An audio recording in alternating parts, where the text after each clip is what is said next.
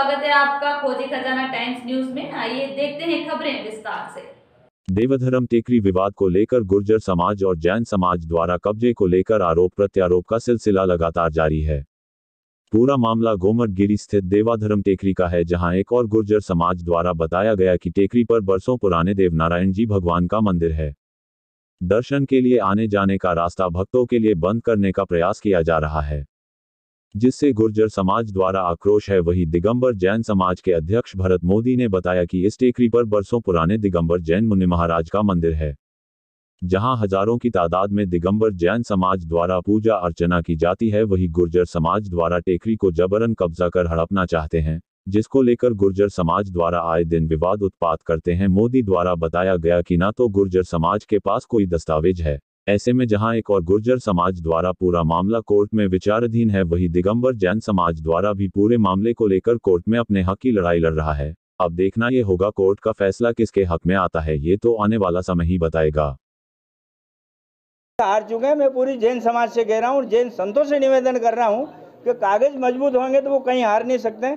बाकी फर्जी दस्तावेज में अभी जांच कलेक्टर महोदय कभी जांच करवाए तो टोटल 2-4 तो अधिकारी भी इसमें सस्पेंड होने जैसे, क्योंकि गलत तरीके से आवंटन कर दिया है। नाम और पद बता दें। हाँ, मेरा नाम डालचंद गुजर और संपूर्ण गुजर समाज के 35 गांव आसपास के गुजर समाज के लोगों ने मेरे को इस लड़ाई में नियुक्त किया है। पूरी समाज की सहमति से ये लड़ाई लड़ रहे हैं और एकजुट हैं। हमारे समाज में कोई नहीं है। आरोप लगा रहा है वो बिल्कुल निराधार है, जबकि वास्तविक में कागज हमारे पास हैं और उनको 81 में अग्रिम आधिपत्य मौखिक आदेश से हुआ है। और हमारा पैतृक हमारा मंदिर, हमारी धर्मशाला बनी हुई है, हमारी बावड़ी बनी हुई है और हमारी सेवा भूमि है।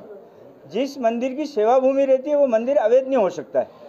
1925-26 के खसरे में बड़ा बांगरदा में सर्वे नंबर 126 देवनारायण मंदिर की सेवा भूमि है, पुजारी के नाम पे वो मंदिर अवैध नहीं हो सकता है। हमारे सभी लीगल कागज है हमारे पास में। आवंटन है सरकारी। अरे हमारी पैतृक है, हमको कौन देगा ये बताओ। जब 1200 साल पहले जो हमारा पहाड़ी पे हमारा मंदिर बना है, तो ऐसे गांव में कई मंदिर बने हुए हैं जिसपे कोई हाथ नहीं लगाता। और जितने मंदिर हैं अधिक सभी शासकीय भूमियों पे पहले से बने हुए हैं, उनको कोई डिस्टर्ब नहीं करता है। शासकीय दस्तावेजों में 1925 से लेकर 1960 तक में इसको खाली पहाड़ी बताया गया है।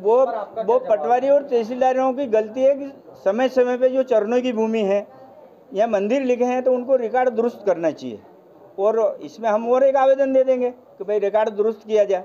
अगर 2 जगह लिखे ना 2 साल छोड़ दिया तो वो सरकार की गलती है, हमारी गलती नहीं है साहब। हम तो ये चाहते हैं कि जैन समाज से निवेदन करते हैं कि भरत मोदी जी और इनके ट्रस्टियों को फिजूल चंदा न दें और ये इनके पैसे डुबो रहे, क्योंकि ज़मीन के सबसे पहले कागज ओरिजिनल चाहिए।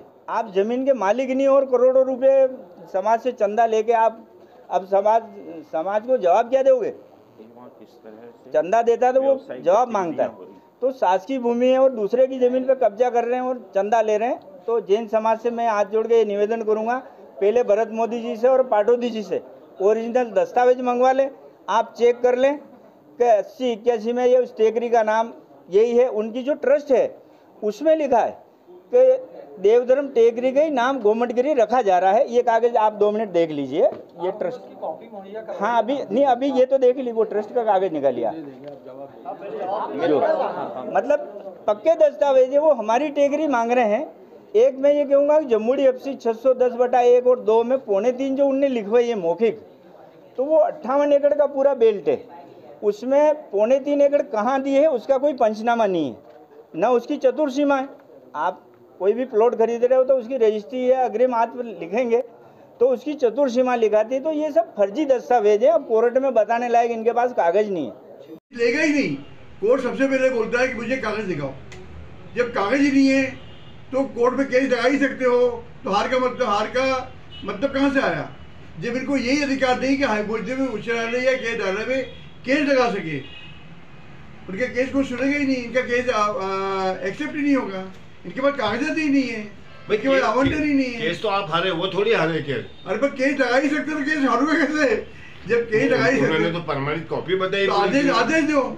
आदेश दो। दूसरा उन्होंने ये भी कहा कि 20,000 कास्ट भी लगी है आपको न्यायालय द्वारा। अरे वो 20,000 कास्ट वकील जोर से बोल रहा था तो जज ने न्यायालय ने कास्ट लगा दी, उसका इस केस को लेना देना नहीं, वकील जोर से बोल रहा था। तो अब इस मामले का सर्वमान्य हल क्या है? आप ये लंबे सर्वमान्य हल यही है कि हमारी भूमि पे अतिक्रमण बंद कराओ। कश्मीर में क्या होता था, लोग पत्थर मारते थे ना पत्थर। जब गवर्नमेंट स्ट्रांग हुई, पुलिस लगी, पत्थर मारने बंद हो गए। वही आज फूल बरस रहे हैं।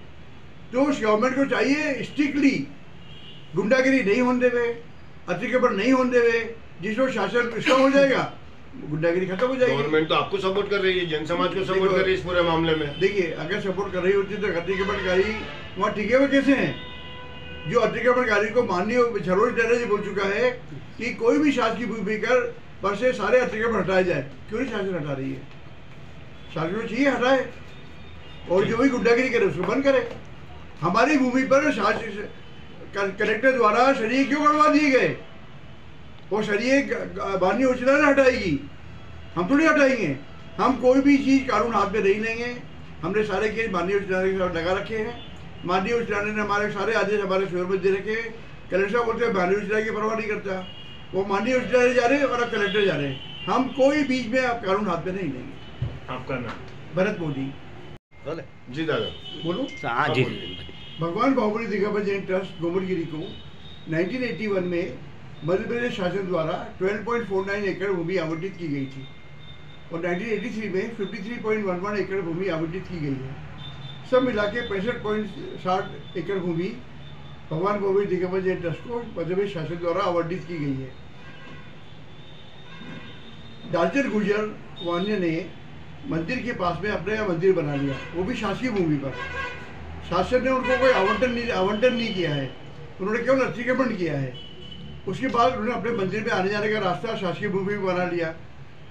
आने जाने का रास्ता भी उन्होंने अतिक्रमण करके बनाया है, उनको शासन ने कोई आवंटन नहीं किया है।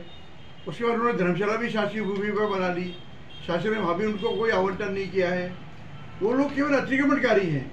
अब एक अतिक्रमणकारी जो ऑलरेडी शासकीय भूमि पर अतिक्रमण कर रहा है, कलेक्टर इंदौर उनसे हमारी भूमि पर अतिक्रमण कराना चाहता है। आप बताइए कहाँ जस्टिफिकेशन है? एक अतिक्रमणकारी को कलेक्टर इंदौर मदद कर रहा है और कलेक्टर इंदौर कारण से पुलिस मदद कर रही है जिससे कि हमारी जमीन पर अतिक्रमण कर ले। हम हमारी जमीन पर किसी हालत में भी अतिक्रमण नहीं करने देंगे। हमारे पास माननीय उच्च न्यायालय के आदेश हैं। कलेक्टर साहब बोलते हैं मैं मध्य प्रदेश उच्च न्यायालय का आदेश नहीं मानूंगा। आप बताइए ये कहाँ तक उचित है? अगर कलेक्टर इंदौर जो प्रथम नागरिक होता है शहर का, वही अगर बोलेगा कि मैं मध्य प्रदेश उच्च न्यायालय का आदेश नहीं मानूंगा, तो ये गुंडे बदमाश कहाँ मानने वाले हैं मध्य प्रदेश उच्च न्यायालय का आदेश? पूरे हिंदुस्तान के अंदर जो भी भूमाफिया हैं, जो गुंडागिरी करते हैं, उनको पुलिस बंद कर रही है। और यहाँ पर कलेक्टर इंदौर इनको शहर क्यों दे रहा है? इनके द्वारा हमारी ज़मीनों पर अतिक्रमण क्यों कराया जा रहा है? हमारी ज़मीन पे इनके द्वारा सरिये गड़वा दिए गए। ये सब क्या है? कंटेंट नो मीनिंग, इसके कोई वैल्यू नहीं है। ये मध्य प्रदेश उच्च न्यायालय सब सरिये भी हटवाएगा। इन्होंने कहा भूमि पे हमारा 20 फीट बाय 50 फीट पे अतिक्रमण कर रहा है, वो भी हटाएगा।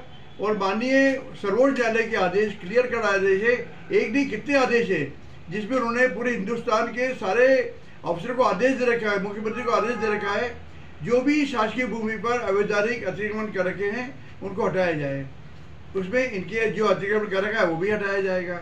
इस मामले में मोदी जी 8 मामलों में आपको हार मिली है निचली कोर्ट से लेके ऊपर में। एक मिनट सुनिए, जवाब देता हूँ। नहीं, पहले अब सुनिए, फिर सुनिए।